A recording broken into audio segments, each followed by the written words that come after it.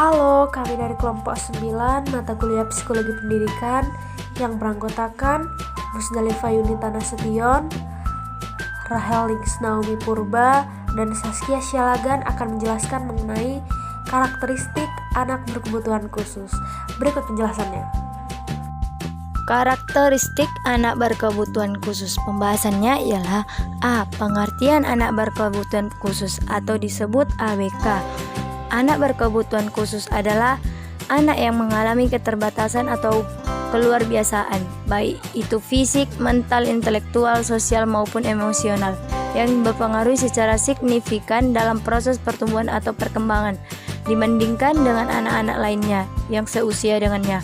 Anak berkebutuhan khusus adalah anak dengan karakteristik khusus yang berbeda dengan anak pada umumnya, tanpa selalu menunjukkan pada ketidakmampuan mental, emosi, atau fisik yang termasuk ke dalam ABK. Anak berkebutuhan khusus antara lain tunanetra, tunarunggu, tunaragita, tunadaksa, tunalaras, kesulitan belajar, gangguan perilaku, anak berbakat, anak dengan gangguan kesehatan dan kesulitan berkomunikasi.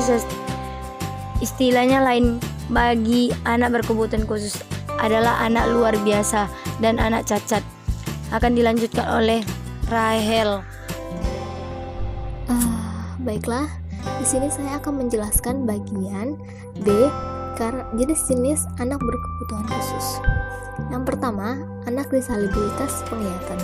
Anak disabilitas penglihatan ialah anak yang memiliki kekurangan dalam penglihatan, baik seperti buta ataupun cacat, baik sebagian ataupun keseluruhan. Yang kedua, ada anak disabilitas pendengaran, adalah anak yang memiliki kekurangan dalam pendengaran, baik seperti tuli ataupun lemah mendengar, baik dari sebagian ataupun keseluruhan. Yang ketiga, anak disabilitas fisik adalah seperti anak yang mempunyai kekurangan fisik seperti lumpuh, tidak mempunyai kaki atau tangan, ataupun hanya memiliki satu kaki ataupun satu tangan dan memiliki kelainan tubuh. Yang keempat, ada disabilitas sosial, adalah anak yang memiliki masalah dalam emosi kehidupan sosial dan selalu suka melakukan hal-hal yang menyimpang.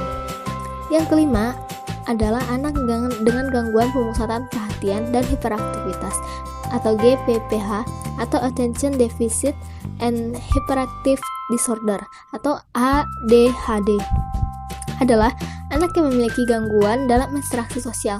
Biasanya anak ini tidak suka menjadi pusat perhatian ataupun sesuatu yang hiperaktif yang akan membuatnya kesulitan dalam mengendalikan emosi.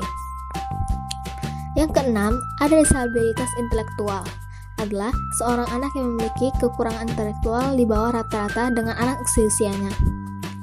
Yang ketujuh, ada anak dengan gangguan spektrum autisme atau Autism Spectrum Disorders atau ASD, adalah anak yang mengalami gangguan dalam 3 area dengan tingkah yang berbeda-beda, yaitu kemampuan komunikasi dan interaksi sosial serta pola-pola perilaku yang repetitif dan stereotipi. Yang ke-8 adalah anak dengan gangguan ganda. Anak ini seperti anak yang memiliki lebih atau dua atau lebih gangguan. Yang ke-9, ada anak lambat belajar atau slow learner, adalah anak yang memiliki intelektual sedikit di bawah rata-rata. Mereka butuh waktu yang lama dalam berulang-ulang untuk menghafal atau memperkerjakan tugas akademik maupun non-akademik. Yang ke-10, ada anak dengan kesulitan belajar khusus atau yang biasa disebut specific learning disabilities, adalah anak yang memiliki hambatan dalam berpikir, mengeja, dan kasitung.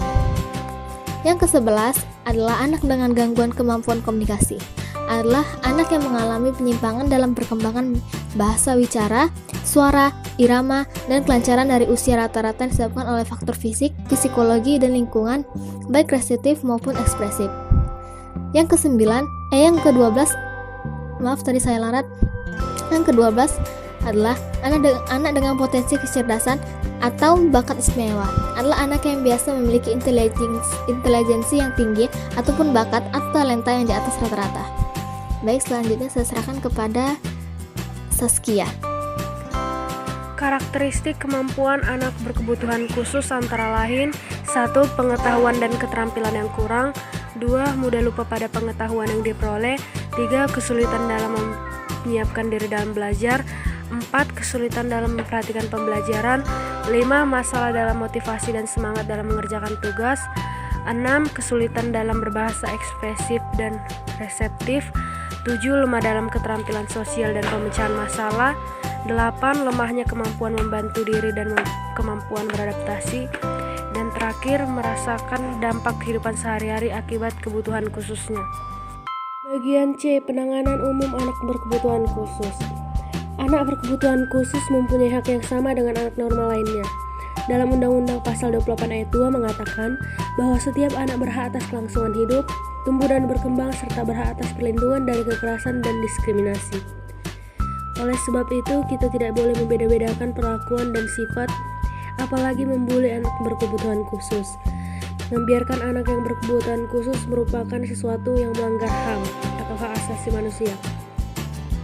Anak berkebutuhan khusus mempunyai hak yang sama dengan anak normal lainnya. Mereka dapat juga mandiri, berprestasi, dan memiliki potensi sesuai dengan bakat dan minat mereka. Kita sebagai orang tua, masyarakat, bahkan guru haruslah mendukung anak berkebutuhan khusus. Kita memiliki kewajiban dalam memenuhi hak mereka dalam berbagai aspek seperti bersosialisasi, berkreasi, dan memperkenalkan dunia luar yang luas kepada mereka. Dan kita juga sebagai calon guru bertanggung jawab memberikan pendidikan kepada anak berkebutuhan khusus. Dengan memberikan hak-hak seperti di atas, mereka dapat terhindar dari rasa kecil hati atau kurang percaya diri. Baiklah, di sini saya akan membacakan bagian kesimpulan, yaitu anak dengan kebutuhan khusus atau ABK adalah anak yang secara signifikan atau bermakna mengalami kelainan atau penyimpangan baik fisik, mental, intelektual, sosial, ataupun emosional dalam proses pertumbuhan atau perkembangannya dibandingkan dengan anak-anak lain seusianya, sehingga mereka memerlukan pelayanan ataupun pendidikan yang khusus. Ada banyak klasifikasi anak berkebutuhan khusus, mencakup anak yang kelainan fisik, mental, emosional, maupun masalah akademik. Dalam setiap anak yang memiliki keterbelakangan, memiliki karakteristik yang berbeda-beda dengan anak yang normal. Setiap anak yang berkebutuhan khusus memiliki karakteristik masing-masing yang berbeda. Anak berkebutuhan khusus diklasifikasikan atas beberapa kelompok sesuai dengan jenis kelainan anak.